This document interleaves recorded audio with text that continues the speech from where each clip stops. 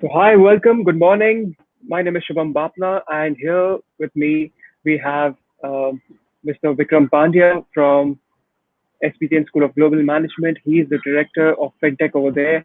Along with that, he is also inspiring the world out there with the help of his knowledge, his skills, and a lot of different skill sets which are needed for any business entrepreneur to succeed in this digital age. Now, I would like welcome you, Mr. Vikram Pandya. Thank you for joining us. And since I have known Vikram sir since a very long time, because I was one of the students at SPTN School of Global Management for the FinTech program. So that was our first program, and it's amazing. It has literally changed my life in the way I think, I process information, and also network with a lot of different people. So, Vikram sir, thank you so much for joining in. Thanks, Shubham, for inviting me. Absolutely, sir. Absolutely. So, sir, how is it going with you? How are you doing, and what are you doing these days? Can you share some Doing of the great, insights? uh, doing great, and COVID scenario, so everyone is working from home. And the good Yeah, part is that in digital age, we all are working digitally. So work from home for at least people like us is much easier to do than others. absolutely, sir. Absolutely. So, what do you think about the future of work from home? What does it look like for you? Because since you are connected with a lot of startups and you are also part of um, an investment community, so could you share something on that where we actually Sure. come to know about what is the future going to look like? Sure. So when you look at work from home, look, it is not a new concept as such. It is always like earlier what used to happen. People used to work remotely, and there were people who were, in a way, remote teams which were working together remotely. But now, given the scale at which work from home is happening, the way you require solution is very different. Right? So, if you look at, there are companies which are coming up with a virtual work from home solution. Specifically, when you look at, so it includes completely remote server where people can just sign in and start working. Then, when you look at per person cost, it is like 2,000 rupee per person per month. So it is very affordable, and it includes everything. It includes your uh, signing into that system versus managing that system, managing antivirus, and all those things are included in that package. So I personally see that even becoming more cheaper as we go ahead, and it is always much easier to work on cloud because you don't need to worry about your computer speed, etc. But at the same point in time, this is only possible for tier 1 2 cities because let's say we have good internet connectivity, but still most of us are facing in some of the remote areas internet connectivity issue, and work from home becomes quite challenging when you are having connectivity issue. So we still require good bandwidth and stable bandwidth because promises are normally made that you have 50 mbps 100 mbps, but when it comes to real speed, it is not that much, right? So while Geo and others are providing good service, it is still that we need to reach up to that speed mark in tier 2, 3, 4 cities to make sure work from home is really a viable alternative for most of the people rather than select few. Absolutely, sir. Absolutely. That's very much important. And as rightly said by you, that costing in India is absolutely crucial. The whole game can change, and the way Geo has changed, Right. we all know the kind of mentality and mindset what we Indians have. It's like the most value for money is that what we seek for. Right. So that has been really amazing, sir. I would like to know from you that what was your journey all about. So the time you were studying chartered accountancy and to the position where you are today. So what was all your Sure. journey, everything, sir?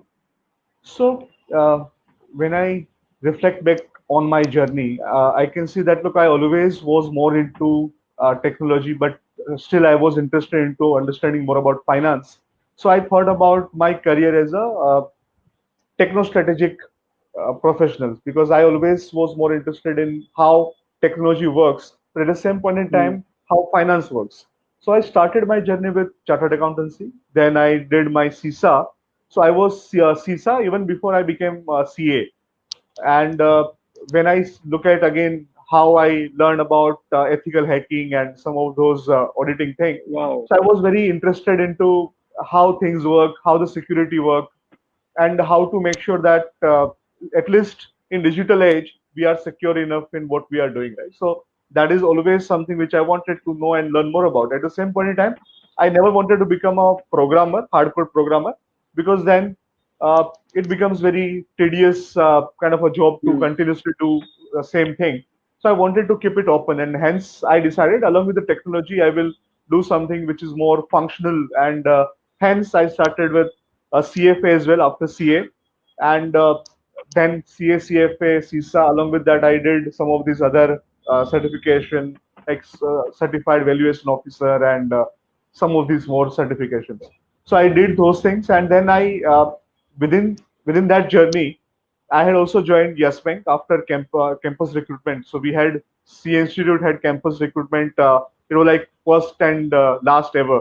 So at that point in time, yeah, we were rankers. So as a part of that, we were selected in, let's say, multiple different banks, and I was part of Yes Bank because I had multiple offers, but I selected Yes Bank mainly because it was a new bank, and typically in a new bank you learn a lot, given that there are no structures, there are no systems in place, you need to do everything on your own. So for learning curve, it is I'll always interrupt better you to here, sir. join new company. I'm sorry, I'll interrupt you here. Can we know Sure. what year that was when you were joining Yes Bank? 2007. So I joined Yes Bank in 2007, Okay. Mhm. and when I joined in Yes Bank was almost, let's say, a baby bank, right? So they started in 2004 end, and within 2.5 year, when I joined, it was, let's say, just crawling rather than running, for example, right, or walking. Wow. So I think it's like a when startup I bank. joined, yeah, it was startup bank, and Mhm. the thing which I liked about the way they presented themselves, right, it was the professional entrepreneurship, right? That was their uh, motto, saying that even if when you join a bank, you are free to think new things, you are free to do new things the way you want it, and that is something which attracted me more, even beyond salary or anything else. So when I reflect back then, so I think it was a good decision for me, because then what happened during the next few years, I was able to successfully become part of multiple departments and functional teams, which allowed me to have different perspective into how banking works. Because let's say if I had joined Standard Chartered or ICICI Bank, I would have never seen all the functions together. Because typically you are part of one function and then you are there only, right? So you go Mhm. up the ladder in that function. But in this case, I was fortunate enough to migrate from MISN systems to FinCon to MISN strategy, financial and investor strategy, balance sheet management. So all those functions which I was able to become part of, it allowed me to have that banking perspective that really helped me. How entire banking works, right? So when you Must are have looking given at you a lot of investor exposure. strategy, yes, absolutely right. And when you are looking at investor strategy, you need to think like investor, right? You need to identify what is that they are going to ask you.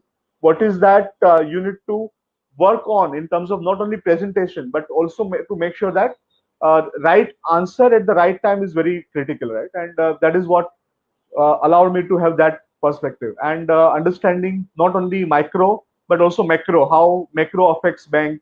So everything allowed me to gain more perspective. That is good thing. And then in 2014, I left Yes Bank to start something on my own. I started with my own consultancy. So Yes Bank said, why don't you continue to consult us on project, right? So some of the fintech projects they had started. So they had Yes Fintech Accelerator. So I was also part of that, and I was helping them out. So in 2014, uh, even before that, I was part of fintech, but then officially I became part of fintech community in 2014 onward. And later on, immediately in 2016, I joined SP Jain because they invited me as a program director. They wanted me to start this program. So early 2017, we started designing the program. We created an industry advisory board. We started working with people to identify what will work best. And in back of my mind, I always had a simple understanding that I need to teach the way I want to learn, and that is what I wanted to have. That experience I wanted to give to people, and hence I wanted to design something which will allow me to have a very dynamic approach. Typically when you look at other institutes, you can't do that because let's say if they are accredited by Indian institutes or Indian bodies, then you have to follow certain things.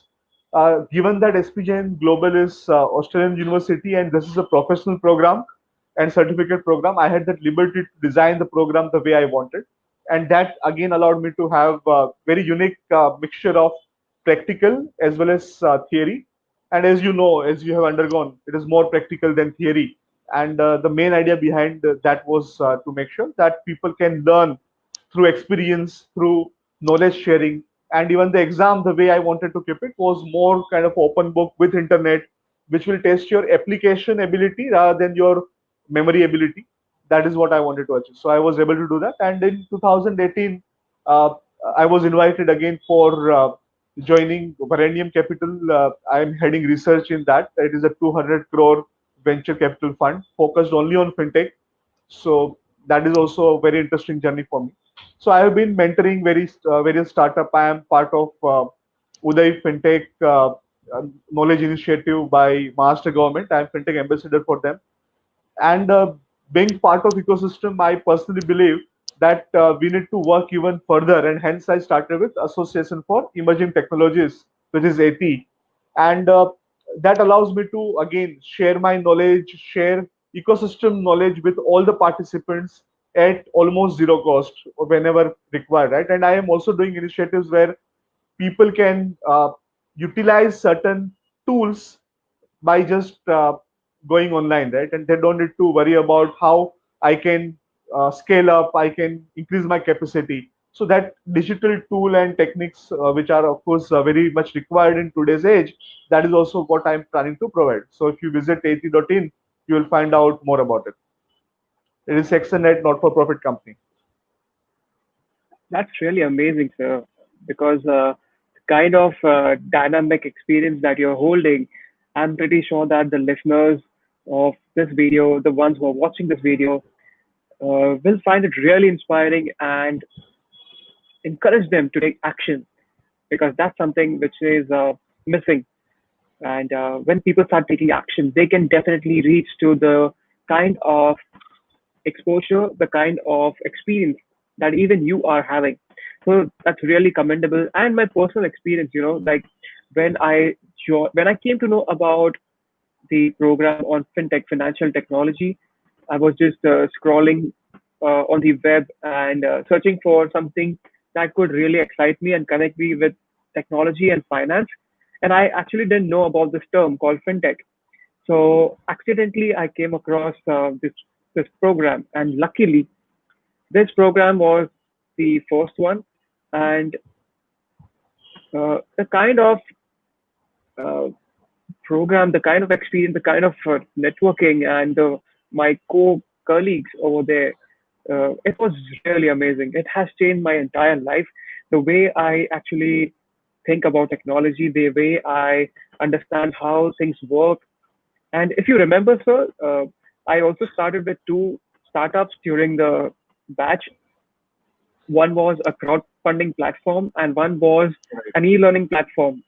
So I had gone through a lot of things by learning them, then actually implementing them. And also, I failed in taking them to a next level, and that was a good learning phase for me.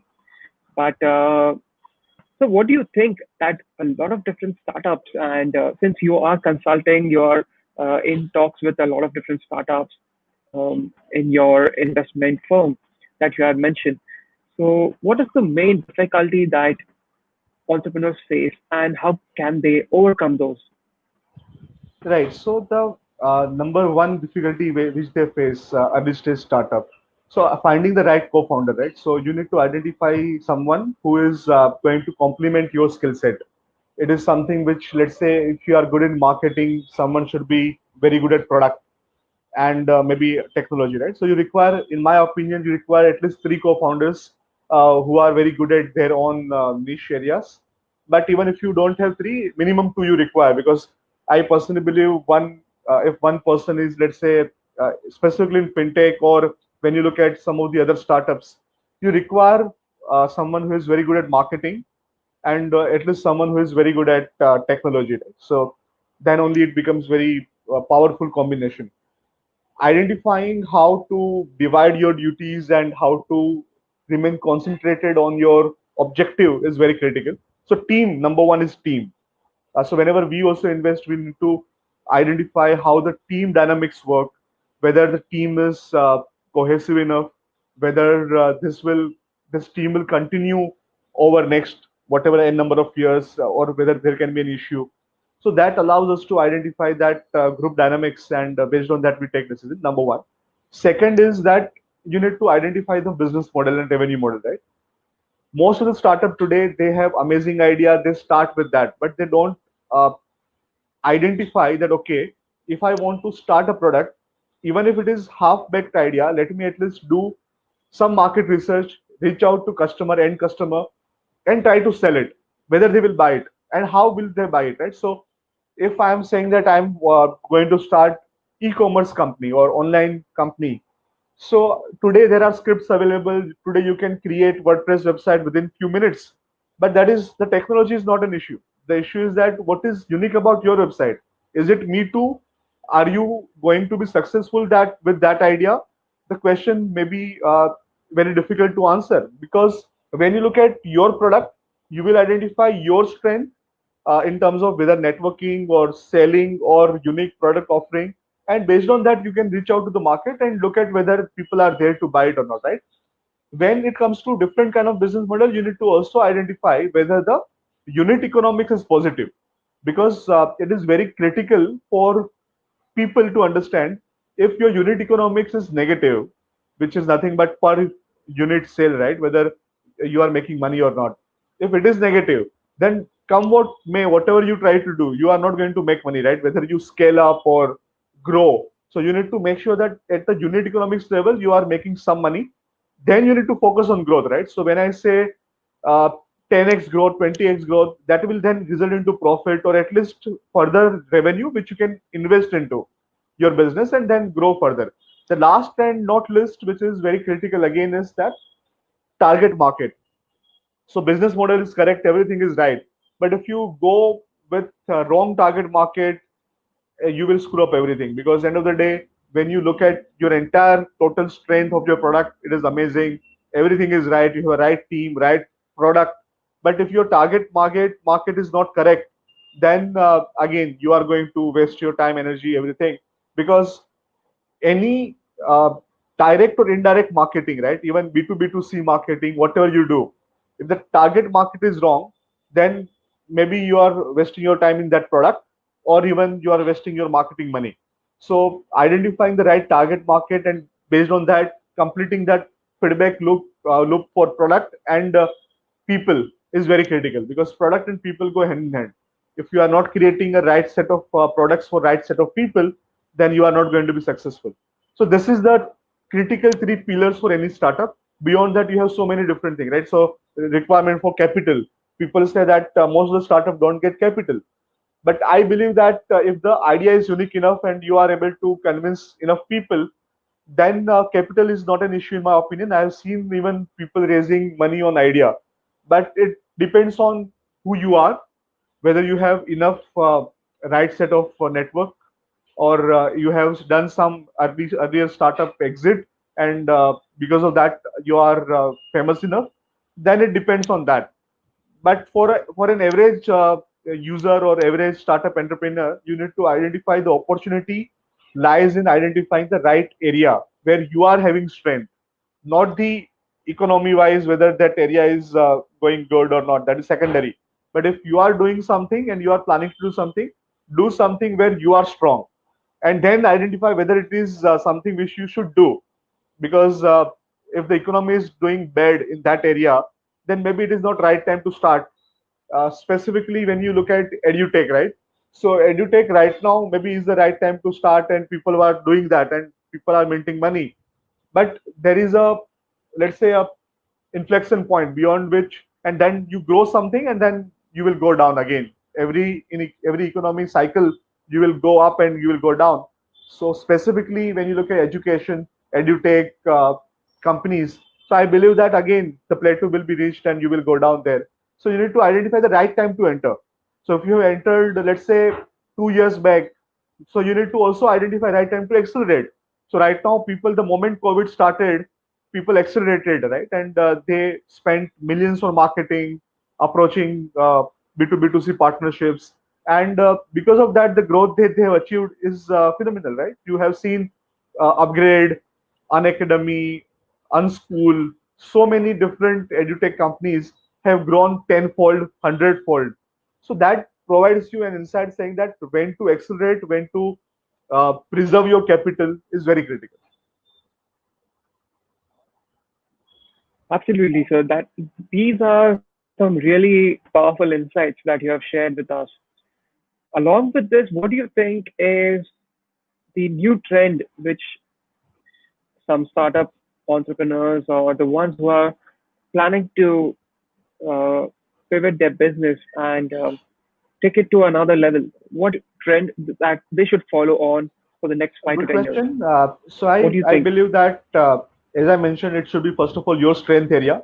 Otherwise, jumping to something which you don't know can be very dangerous, right? So you need to first think whether what is your domain, and within that, if I look at, I will just share certain domains. If it is your strength area, please go ahead and do it. Otherwise, if you are very good at technology, you can always identify good complementary skill set people to partner. So number one, in next 3 to 5 years, if I look at, right, so Mhm. investment management, specifically when you understand that investment management, how it is growing, how people are going to consume investment services, that will become very different. And given that India is very price sensitive market, what happens is that people like you and me, let's say, who are high middle class or at least middle class, can find at least some avenues, right? But even one level below, lower middle class, they don't even need to worry about their wealth because they are just making their ends, right? But the moment you provide them viable alternative, they are going to also enter into this market. So wealth tech provides very good opportunity for the right set of startups. So people can Mhm. look into that, and that is one area. Second is more about how you can make sure the insurance automation happens, right? So identifying in insurance, there are two separate areas. One is right risk and reward matching. So as you know, in insurance industry, everyone is paying average insurance premium. It means that even if you are, let's say, very healthy, you are paying the same insurance as someone who is having very bad lifestyle, right? So healthy lifestyle or bad lifestyle will not result into different insurance premium. But Hmm, with hmm, hmm. right technology, you can then identify these differences and try to match this risk and reward, right? So you are promoting people to have a healthier lifestyle, and because of that, automatically your risk goes down and your pricing can go down, because now you are no longer charging average. You can tweak it a bit and reduce it for better people, right? So the way you drive your car, etc. So that is one part. And on the second part, when you look at it, is more about how fast you can process claim, how fast you can issue policy. That is another piece of it, right? So if you are planning to start a startup, it is very good area to begin with in insurance technology. In payment, it is overcrowded market, as we all know. So in payment, if you want to enter it, it is almost impossible to directly start with new product or service, because whatever you can think is already there, unless until you are doing something crazy, right? So the better opportunity in payments will be to use existing product and create a solution for some of the unique use cases, right? So if you have a very complex workflow and you want to create a solution for that specific industry, then it is better if you are focusing on that. But don't think about creating a new product and start working on that. uh, so that is another thing. In lending, specifically right now, everything is slow. As we know, people are not trusting much in terms of who to lend and whom to, let's say, even further grant credit limit. So when you look at lending, more focus is on identifying the risk and making sure that through whatever alternative credit score data or alternate other source of data, I can figure out that risk. That is what people are focusing on. So if you are planning to start something in lending, there are two areas. One is you can just identify the right set of people and do that kind of a matchmaking for banking. Uh, and then when you are talking about the other side of the channel, you have P2P lending, so on and so forth. There you can identify the right set of product in which you can enter into. So P2P, open-ended P2P, for example, is now almost dead in this market. But when you look at merchant driven P2P, that is where right now people are more interested in. So let's say educational loan based on that P2P. So I'm directly paying to merchant, in this case school, and then I'm getting EMI. So that is still somewhat safer than having a plain personal loan or without any binding direct use case. So that becomes very critical. And last but not the least is RegTech. Whatever we have discussed across this four industry, the common thing which is there is the regulation. So with new technology, you will require new way to comply with the regulation, right? So it is not that the regulation will completely change. Of course, they will change, but even for the existing set of regulation, you will need to have technologies which will allow you to comply with that technology regulation much better. So you will need to, if you are into regulation and you want to do something new, you can think about RegTech. Specifically, given that this GDPR equivalent to GDPR in India, you will have PDPB, which is nothing but Personal Data Protection Bill. PDPB is something which will come, and when it comes, you will need to comply with that. It requires compliance, and given the compliance requirement, you will have data officer, you will have auditors, so on and so forth. So you can provide some solution over there. And beyond that, there are still new innovations which are happening in technology, specifically when you look at under blockchain DeFi ecosystem, right? So if you are interested in that, you can look at decentralized finance and try to do something there. So this is broadly the market perspective which I have in fintech specifically. Amazing. That's so much of value that you have provided, Vikram sir. And I have also something where, if I can relate that properly, then I think the kind of fitness devices that we wear on a hand, the bands, and they track every movement, every the steps that we take. And do you think that is kind of an IoT which can be used for analyzing and distributing uh, personalized insurance policies? Is that something that is going to be there? Is So that's that what I the refer to. Exactly, that's what I refer to. So that is what people are hmm, trying to do. So when you are talking about your life cycle choices or life stage choices, specifically whether you are living healthy lifestyle or not, so all those things insurance company can't track, right? And when you look at specifically in India, at least it is not directly possible, but at least in US and other ecosystems, you have this option of doing it. In India, at least you can use telemetric data and IoT sensors in car to decide on the car insurance premium. So that is at least you can do to begin with. So identifying your lifestyle and based on that, identifying the risk that uh, you are having. Based on that, you can provide it. all right, understood, understood. Absolutely. I think that's something which is going to change the whole dynamics of how business is supposed to be done. Personalized policies for insurance or uh, customizations in terms of well tech, depending on the person's criteria, depending on a lot of data points. I think that's something which is going to be there. Now, my main question comes is that, let's say I'm running a great startup. I'm running the startup which has amazing idea. I have a great team. But what if I'm not able to market that? So how should one actually market their product or their service in order to get into the market? And let's take the constraint of funds here. Let's say a startup doesn't have that much funds to market themselves, because if they are raising funds, then definitely they will burn. all the money they have to capture the market, as we have seen for startups like Ola, Uber, Paytm. They were giving cashbacks, bonuses, and a lot of different things. So let's say one startup has um, constraint on funds and yet wants to market the product and service. How would they do that according to you, Vikram Right. sir?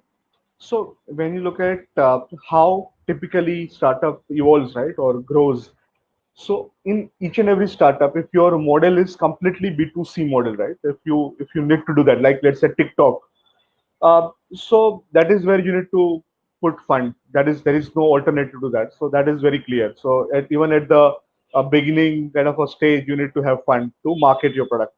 But for most of the startups, however, you can go for either B2B or B2B2C, right? And that is what you should do. You should always first focus on either B2B strategy or B2B2C strategy, because that strategy will not require more funding in advertisement, etc. But it will require you to have your personal network, or at least that network that you can leverage to get into.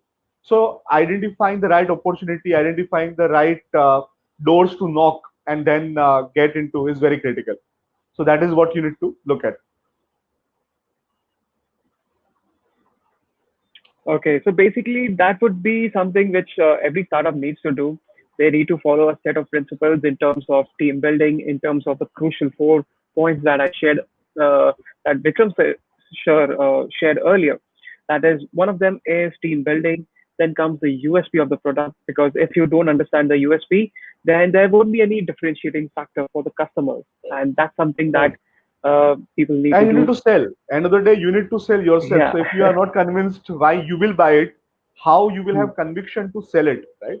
So if I am not Hmm. sure about how will I sell it myself, or whether I will be buying that myself, I can't be selling that, right? It is very simple. Absolutely, and of course, if me personally, as a if I am the founder of some product or service, and if I'm not ready to buy that product itself, then Right. definitely there would be a problem with that product, because that's Right. You something should be that, convinced enough that look, I will, yeah. if I was doing that, I will at least buy this, right? And second thing is Hmm. that at least besides you, somebody else should be ready to buy it. So sometimes what happens, you may be very much, let's say, into that product because it is your baby and you really like it.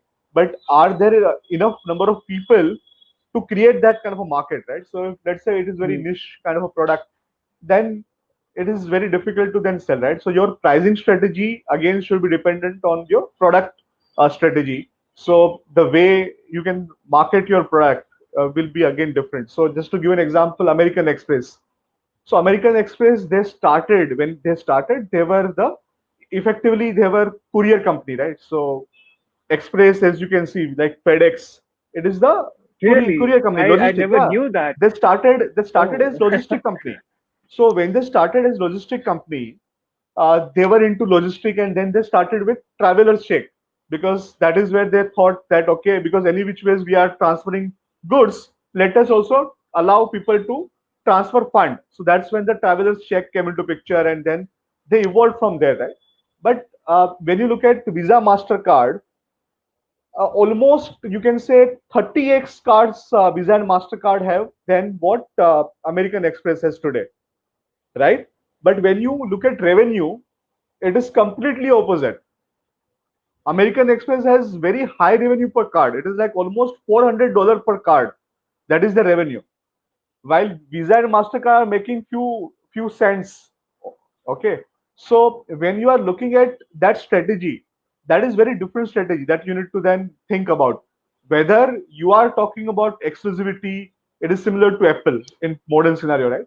So the evolution that you are having vis-a-vis the target segment which you are targeting, your pricing strategy should be based on that, or you can identify the market landscape and think about, look, I will not be successful if I want to go to common man, right? And there are already so many people doing that.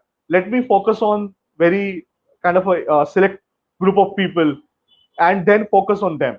So that is another strategy which I can have. So it depends, again, as I mentioned. So right pricing strategy, right kind of product is very critical. And American Express, if people are interested, Google it, identify their journey to look at how they started and how they diversified into financial services. They were logistic company. Now they are into financial services and they are buying left and right all the financial companies, right? So that is very interesting. In fact, the gentleman who ran American Express started Wells Fargo, so they were part of Wells Fargo as well. Oh, wow.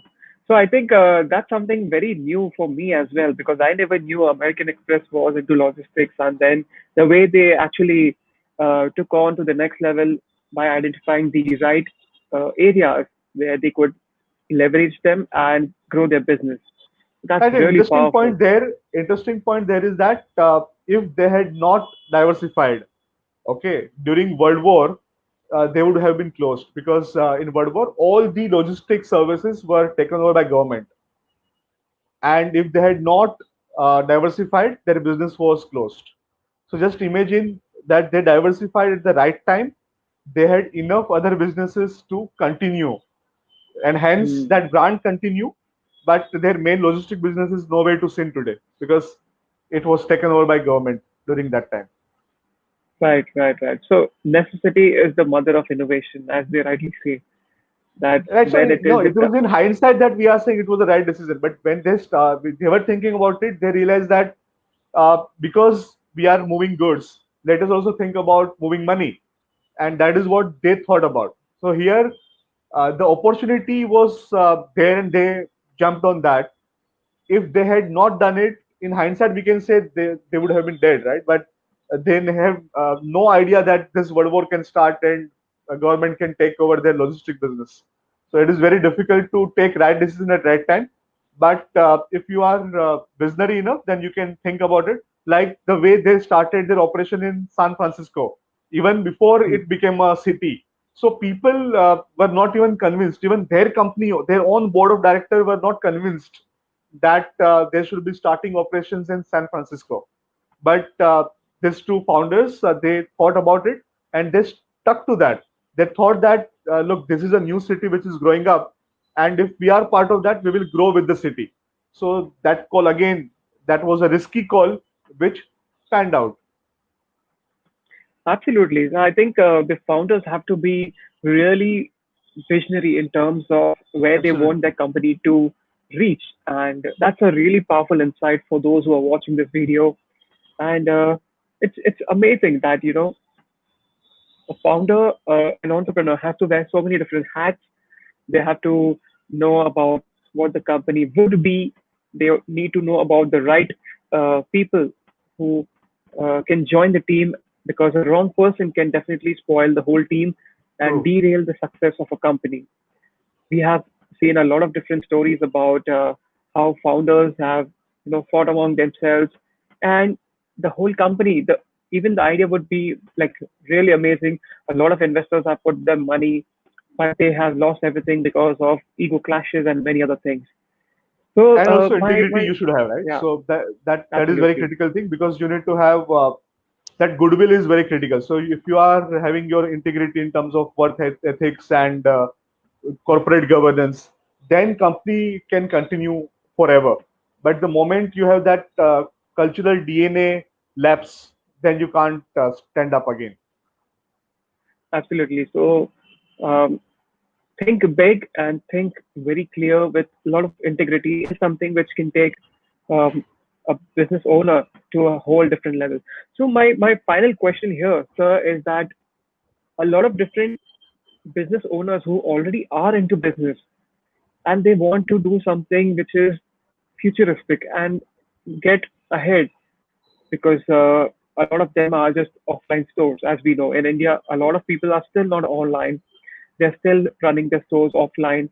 What would your uh, advice, your guidance would be to them, so that they can take the necessary steps and take the business to a whole different level with your knowledge in fintech, well tech, your knowledge in consumer tech, the Sure. blockchain, So Bitcoin, so when you look at these all when you look technologies, how at can how they it works, enhance them? Yeah, sure. So when you look at the offline bit, right? So mom and pop store, which we have, brick and mortar store that we have today.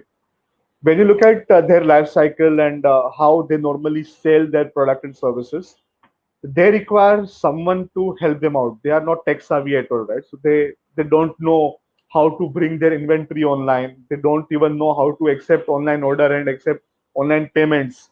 So now, given at least the Digital India Drive, some of them are understanding the benefit of receiving money digitally. But still, of course, cash is still king, as we know by numbers that most of the stores still prefer cash. So the change in number one requirement is change in mindset. So that will happen through education and awareness. Second point is that somebody will need to partner, not become technology provider, but become partner to bring them online. So if you are talking about simply providing technology, no doubt that people will not be able to use it because they themselves are not knowing how to use it and how to bring their store online, right? Some of them may just simply think that okay, it is very complex, cumbersome, it is not worth wasting my time, investing my time in, and then they will not be going ahead with that. So the right strategy will be you can't have your employee running around and doing it, but you can have local ambassadors, you can have local people or college students who are interested in doing this thing and they are happy to earn some money, right? That is something which you can leverage on, and then they can onboard these people online, right? And they can teach, they can train. And when you look at the blockchain scenario, I'm just sharing one idea because traditionally you can do it, but if you want blockchain idea to work, you can create tokens where you can incentivize people to help these people out, and you can use this in ecosystem where you will get discount by doing so when you are buying from any shop in your network, right? So you can have that kind of a tokenization done.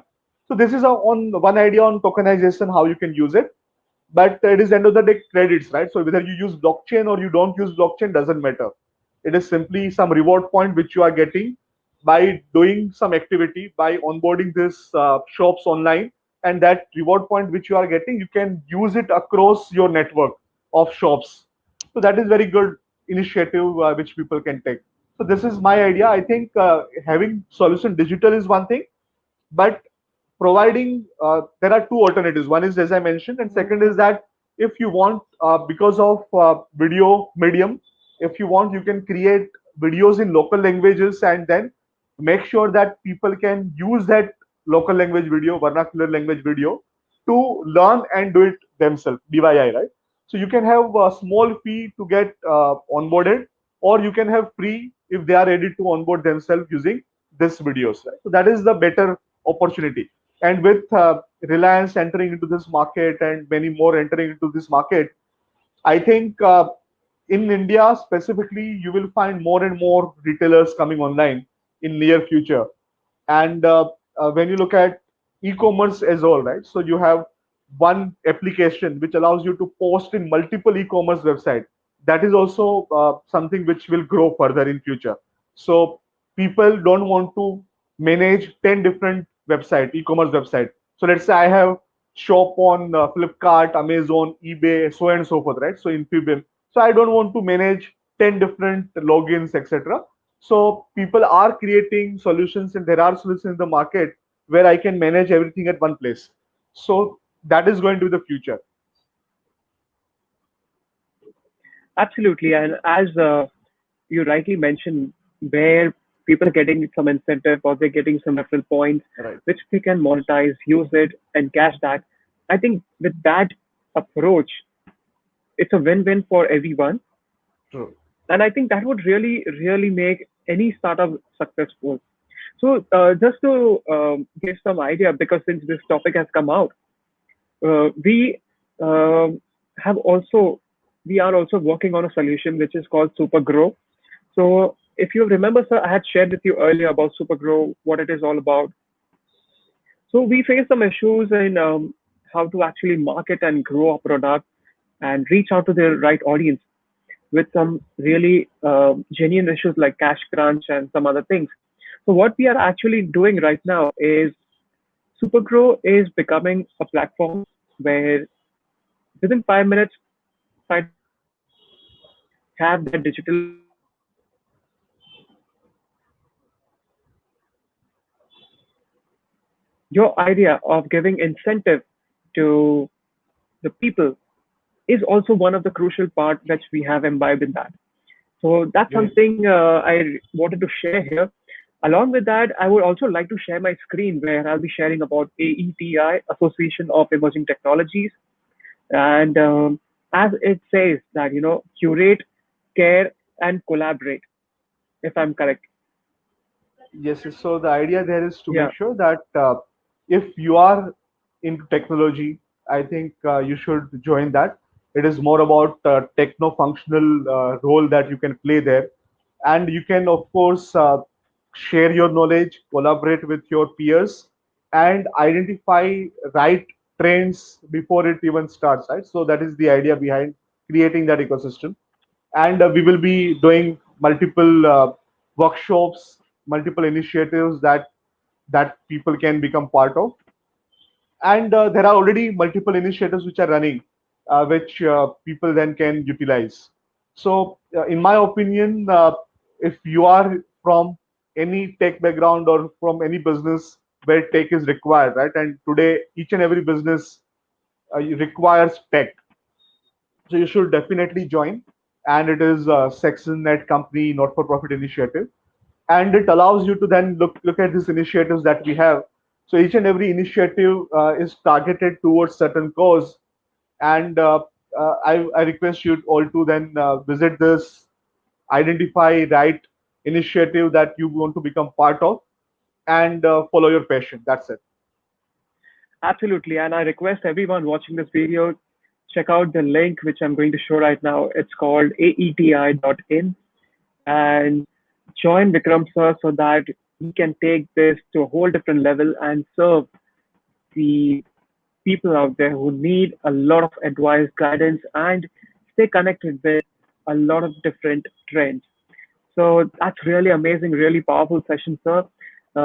Before we log out from our amazing session today, I would also like to share something about my platform called Supergrow and how we are changing the entire landscape of how one can go digital without the problem that they face or the friction of technology. So this is the platform that we have built, and as you can see right here, launch your business online in just 5 minutes. That's our main idea of removing all the problems, removing all the um, difficulties that people face. So we will be launching this in very short time for the people out there, and that's really Great, Shubham. insightful session. All the best Yeah, for that, and absolutely. congratulations. Thank you so much. Really inspiring session for all of us here. And I hope people out there, when they watch this video, they get an idea of what your journey was all about and how you are taking it to a whole different level. So those who want to get connected with Mr. Vikram sir, they can find him on LinkedIn and he'll be more than happy to connect with you all. And also, if you are a startup and looking to get advice, guidance, and mentorship in terms of knowledge and investment, then Vikram sir has his own investment firm by the name of Varanium. Is that right? Yes, I'm heading Absolutely, that. absolutely, Yes, for research. absolutely. So I think we can definitely get in touch with Vikram sir. And also, Vikram sir, if I want some guidance for my own startup called Supergrow, then I would definitely reach out to you. Sure, definitely welcome. And those looking to get an idea about their fintech and how they can actually get more access to fintech world, then there is an amazing program run by SPTN School of Global Management where Vikram sir is the fintech director. You can also reach out to them for more details. And sir, I would also like to tell about my book, which I've launched. It's called Unleash Your Business Online. So this is the book that I've launched recently, and I took good use of my lockdown period and uh, started writing this book. It's now available on Amazon and many other places. It's a 224 Great, pages book. It's right here. Unleash Your Business great. Online. So I'll be sending you a signed copy of the limited edition book that I'm launching, and Thanks.